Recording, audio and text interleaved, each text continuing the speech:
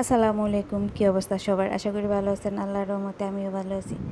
এই তো আজকে আমাদের রুটি বানানো হয়েছে সকালে। যাই হোক, সকাল থেকে আর কি আজকে ভিডিওটা করলাম। পারোটা বানাইতেছে খালাম্মায়। তো চারকোনা পারোটাই বেশি, মানে ওইটারে পারোটা বলি সবসময়, কিন্তু আজকে গোল গোল রুটির মতো এটারে পারোটা বাজতেছে। যাই হোক, চারকোনা রুটি বানানোর মতো সময় আর কি হাতে নেই। তো এই কারণে খালাম্মা আবার রুটিগুলি বানাইতেছে। খালাম্মা এবার সুন্দর করে রুটি বানাইতে পারে, গোল গোল আর পাতলা পাতলা করে।